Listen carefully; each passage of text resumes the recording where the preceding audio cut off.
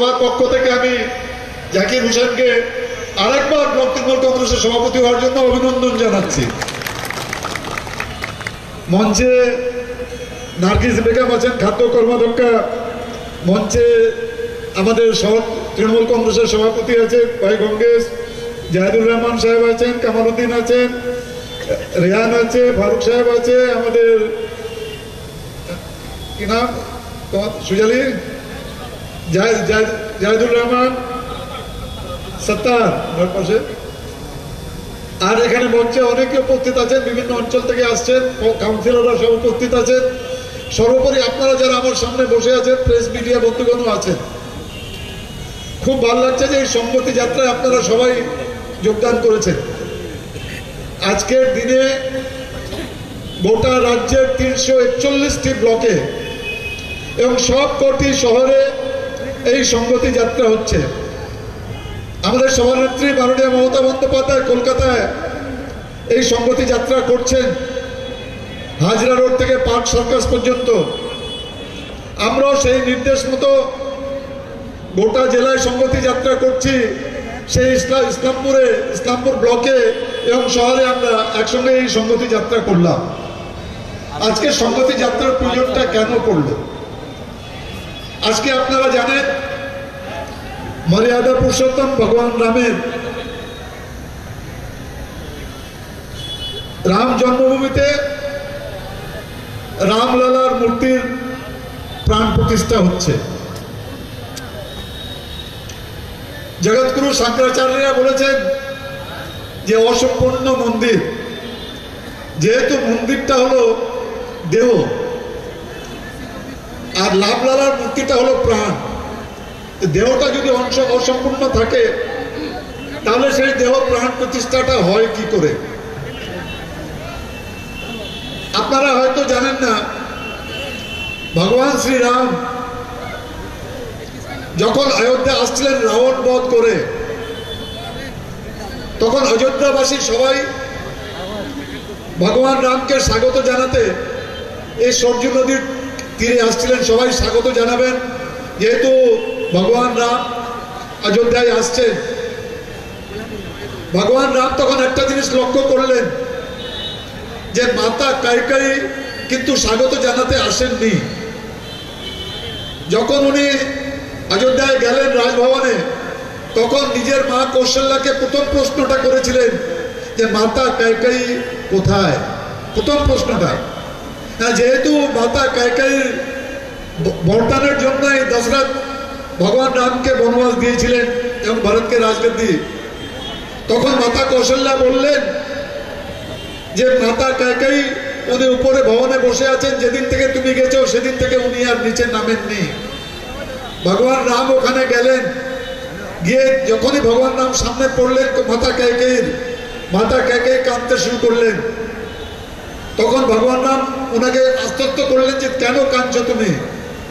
বলে তুমি যেদিন থেকে বনবাসে গেছো সেদিন থেকে ভরত আমাকে মা বলে ডাকেনি।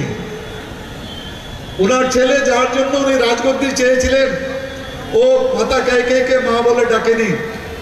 তুমি ভরতকে বলো একবার কমসে কম মা বলে ডাকুক আমাকে। তখন ভগবান রাম ভরতের দিকে তাকালেন, ভরত বলল না আমি মা বলে ডাকবো না। তখন ভগবান রাম মাতাকে বললেন কৈকেয়ীকে যে তুমি তো সবসময় বলতে যে আমি চাই তোমার মতো আমার যেন ছেলে হয়, তো আজ থেকে আমি তোমাকে মা বলে ডাকবো। মানে ভগবান রাম মাতা কৈকেয়ীকে মা বলে ডাকবেন, আর ভরত আমার মা মানে কৌশল্যাকে মা বলে ডাকবেন। এটা হলো মর্যাদা পুরুষোত্তম রাম। আজকে আমাদের দেশের সংবিধান আছে, একটা দেশ স্বাধীন হয়েছে, সবাই মিলে আমরা দেশকে স্বাধীন করেছি। হিন্দু মুসলিম শিখ ইসাই বলে ভারত মাকে 4 সিপাহী, হিন্দু মুসলিম শিখ ইসাই সবাই মিলে আমরা দেশটাকে স্বাধীন করেছি। দেশের সংবিধান হয়েছে, সংবিধানে সবাইকে সমান অধিকার দেওয়া হয়েছে, সেটা ধর্মের সম্বন্ধেই হোক বা বক্তব্য রাখার সম্বন্ধেই হোক, কিন্তু কেউ কারো ধর্মের প্রতি আঘাত আনতে পারবেন না। যখন সংবিধান রচনা হয়েছিল 1950 সালে যখন সংবিধান শুরু হলো, এই 2 দিন পরে আবার 26শে জানুয়ারি 3 দিন পরে তখন বিদেশের সব বড় বড় পণ্ডিতরা বলছিলেন যে এই দেশের তো সবাই অশিক্ষিত, ওনারা সংবিধান মানে কি বুঝবে। আমরা প্রমাণ করে দিয়েছি যে প্রত্যেক 5 বছর পর পর নির্বাচনের মাধ্যমে ক্ষমতা হস্তান্তরিত হয়। 5 বছর পর পর পঞ্চায়েতে ক্ষমতায় আসেন, নির্বাচনের মাধ্যমে পৌরসভা হোক, বিধানসভা হোক, লোকসভা হোক। এটা আমরা প্রমাণ করে দিয়েছি যে আমরা সংবিধানটা বুঝি। এর একমাত্র কারণ আমরা এক অপরের ধর্মকে সম্মান করি। এটা না এক অপরের ধর্মকে আমরা সহ্য করি, আমরা এক অপরের ধর্মকে সম্মান করি বলে প্রত্যেক 5 বছর পর পর নির্বাচনের মাধ্যমে ক্ষমতা দখল হয়। আজকে যখন আমাদেরকে বলে যে কাজ আপনারা করুন না, আমরা খালি জয় শ্রীরাম বলে ভোট নিয়ে নেব, তখন মনে দুঃখ হয় যে কাজ আমরা করব, বিজেপির কোনো লোক কোনো কাজ করবে না। আপনারা দেখেন যেখান থেকে আসছেন, যে যে গ্রাম থেকে আসুন, আপনারা দেখবেন বিজেপির কোনো লোক ওখানে কোনো কাজ করে না।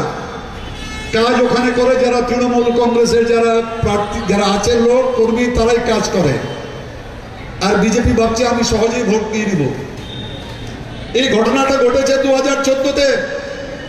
বিজেপি যেই কথাগুলি বলে আসছিল সেই একটা কাজও করেনি। আর 2019-এ ভোটটা দিয়ে নিল শুধু পুলওয়ামা আর বালাকোট। আরে পুলওয়ামা বালাকোটে তখন যিনি রাজ্যপাল ছিলেন সত্যপাল মল্লিক, উনি প্রেসে ঘোষণা করেছেন যে তখন আমি রাজ্যপাল ছিলাম জম্মু কাশ্মীরে, আমি কেন্দ্রীয় সরকারকে বলেছিলাম যে 5টা এরোপ্লেন দিয়ে দেওয়া হোক, 5টা এরোপ্লেন। সেই 5টা এরোপ্লেনে আমরা যারা সামরিক আছেন, সামরিক যারা বিএসএফ যারা আছেন, সিআরপিএফ যারা আছেন, তাদেরকে আমরা 5টা প্লেনে নিয়ে যাব। কিন্তু সেই 5টা প্লেন তাদেরকে দেওয়া হলো না। 40 জন শহীদ হলেন। সেই শহীদের ফটো লাগিয়ে উনি 2019-এর লোকসভা নির্বাচন পার করে গেছেন। আবার এই 2024-এর নির্বাচন উনি চেষ্টা করছেন যে আবার এই রাম মন্দির যে আমি উদ্বোধন করলাম, যেটা এখানকার সাংসদ বলছেনই যে আমরা রামকে নিয়ে রাজনীতি করছি, ভাই রামকে আমরা ভক্তি করি, রামকে নিয়ে রাজনীতি করার জায়গা নয়। বিজেপি আজ আছে কাল নেই, মোদি আজ আছে কাল নেই। খালি আপনারা যারা ভোটার, আপনারাই স্থায়ী, আপনারাই থাকবেন। সরকার আসবে আর যাবে। এক সময় আমরা শুনেছিলাম ইন্দিরা ইজ ইন্ডিয়া। দেবকান্ত বড়ুয়া তখন বলেছিলেন ইন্দিরা ইজ ইন্ডিয়া, মানে ইন্দিরা মানে ইন্ডিয়া। 1977 সালে সেই ইন্দিরা গান্ধীও হেরে গেছিলেন আপনাদের ভোটে। আপনারা দেখছেন এইবার যখন 2014-এ সরকার আসলো, বলে মোদী সরকার। বিজেপি সরকার কেউ বলে না, বলে আপকি বার মোদী সরকার। একটা লোক কি কাজ করবে? কয়েকদিন আগে একটা আইন পাস করেছে। আমরা যেখানে দাঁড়িয়ে আছি এখানে অনেক ড্রাইভাররা আছেন। সে আইনে বলছে যে একটা ড্রাইভার যদি গাড়ি অ্যাক্সিডেন্ট করে আর সে যদি ঘটনাস্থল থেকে পালিয়ে যায়, তাহলে তাকে 7 বছর জেল হবে। 7 বছর, 7 লাখ টাকা ফাইন। আচ্ছা আপনারা বলুন তো, সেই ড্রাইভার যদি ঘটনাস্থলে থাকে তাহলে তাকে তো পিটিয়ে মেরে ফেলবে মানুষ। তো সে ওখান থেকে না পালালে কি করবে? কৃষি আইন পাস করেছিল, কৃষকরা বলছে দোহাই আপনাদের আইনের দরকার নেই। আজকে ক্ষমতায় আসছে শুধু একমাত্র বিভাজনের রাজনীতি করে। খালি বিভাজন মানুষের মধ্যে, যেটা ইংরেজ সরকার করতো, ডিভাইড অ্যান্ড রুল। হিন্দু মুসলিম দুজনকে ভাগ করে রাখো। যখনই ভাগ করে রাখবে তখন সরকারকে কেউ জিজ্ঞেস করবে না যে তুমি কি কাজ করবে। এই একই নীতিতে চলছে মোদী সরকার, বলে হিন্দু মুসলিমের ভাগাভাগি করে রাখো। এই ভাগাভাগি যেন মোদী না করতে পারেন, তার জন্যই কিন্তু আজকের এই সংহতি যাত্রা। আর কোনো কারণ নেই সংহতি যাত্রার। এটা একমাত্র কারণ হলো যে আমাদের মধ্যে বিজেপি যে বিভাজন করার চেষ্টা করছে, সেই বিভাজন যেন না করতে পারে। 2011 আগেও তো একটা সরকার ছিল ভাই, সরকার কি ছিল না? আমার বয়সী যারা আছেন বা আমার চেয়ে কম বয়সী তারাও জানেন 2011 আগেও তো একটা সরকার ছিল পশ্চিমবাংলায়। 34টা বছর একটা সরকার ছিল, 34টা বছর। 1977 থেকে শুরু করে আপনার মানে এই 34 বছর 2011 পর্যন্ত এই সরকার ছিল। 34টা বছর বামফ্রন্ট সরকার ছিল। ছিল কি খালি পার্টিবাজি পার্টিবাজি পার্টিবাজি ছাড়া কিচ্ছু না। ও লোকাল কমিটির মেম্বার, ও ব্রাঞ্চ কমিটির মেম্বার, আর সে যদি সিপিএম এর লোকাল কমিটির মেম্বার হয়ে গেল তো সে আর সাধারণ মানুষের সঙ্গে কথা বলবে না, সে অনেক পাওয়ার পেয়ে গেল, মই কি হলো এটা হয়ে গেল। কিন্তু মমতা বন্দ্যোপাধ্যায় ক্ষমতায় আসার পরে এই পার্টিবাজিটাকে শেষ করে দিয়েছে। ক্ষমতায় আসার পরে কন্যাশ্রী করেছে, কন্যাশ্রীটা বিশ্বশ্রী হয়েছে, গর্বের ব্যাপার। একটা দেশের একটা অঙ্গরাজ্যে একটা প্রকল্প কন্যাশ্রী বিশ্বশ্রী হয়েছে।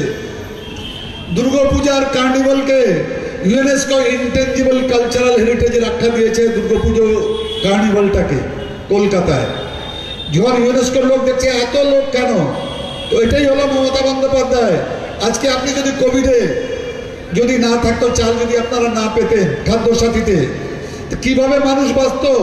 মানুষের কাছে তো কাজ কিছু ছিল না, কাজ তো সব বন্ধ। খাদ্য সাথীতে চাল দিয়ে, এদিকে তো মোদি বলছেন দিয়া জ্বালাও, তালি বাজাও। আর দিয়া তালি বাজালে করোনা যায় না ভাই, আর দিয়া তালিতে মানুষের পেট ভরে না। ও তখন দিয়া জ্বালাও তালি বাজাও।